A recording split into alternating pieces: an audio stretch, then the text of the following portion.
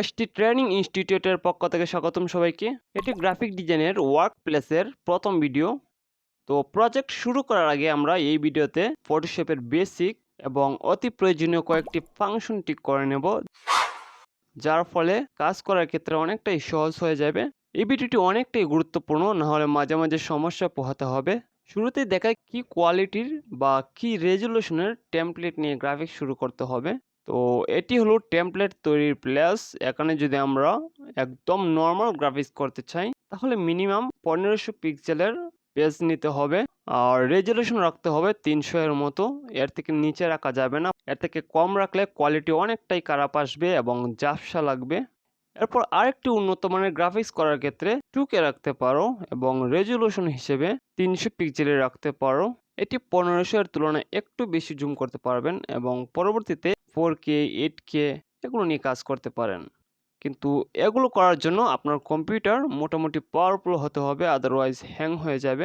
ওকে, তো আমরা প্রথমে নর্মাল মোডে ভিতরে প্রবেশ করি এবং ভিতরে আসার পর আমাদের প্রথম কাজই হবে ওয়ার্ক প্লেস ঠিক করা, কারণ এক এক কাজের ক্ষেত্রে কিন্তু এক এক ধরনের টুল প্রয়োজন হয়। আর যদি এই ওয়ার্ক প্লেস পরিবর্তন না করি তাহলে অনেক টুলই খুঁজে পাওয়া যাবে না। তো এর জন্য অবশ্যই কাজ শুরু করার আগে ওয়ার্ক প্লেসটা ঠিক করতে হবে। তাই আমরা উইন্ডোজ মেনুতে চলে যাব এবং এখানে ওয়ার্ক প্লেসে ক্লিক করলে আমরা অনেক ধরনের ক্যাটাগরি পেয়ে যাব। যদি ডিফল্ট রাখতে চাই তাহলেও হবে, কিন্তু যদি 3D সাবজেক্ট নিয়ে কাজ করতে চাই তাহলে আমাদের মাস্ট বি 3D রাখতে হবে। এবং যদি গ্রাফিক্স রিলেটেড কাজ করতে চাই তাহলে গ্রাফিক্স অ্যান্ড ওয়েবে রাখতে হবে। এবং যদি আমরা অ্যানিমেশনের কাজ করতে চাই, যেমন গিফ, ক্রিফ্রেম, ভিডিও, এগুলো করতে চাইলে মোশন ক্যাটাগরিতে রাখতে হবে।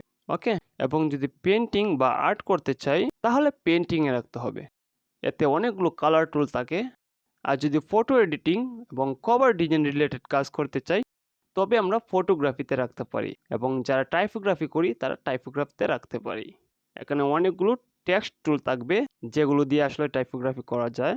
ওকে, ওয়ার্ক প্লেস সম্পর্কে আমরা একটি ধারণা পেলাম এবং পরের ভিডিওতে আমরা আরও কয়েকটি সেটিং নিয়ে আলোচনা করব, যেগুলো আসলে পূর্বে আমাদের সেটিং করে নিতে হবে, না হলে পরবর্তীতে অনেক সমস্যার সম্মুখীন হতে হবে এবং কাজে অনেক লেট হবে।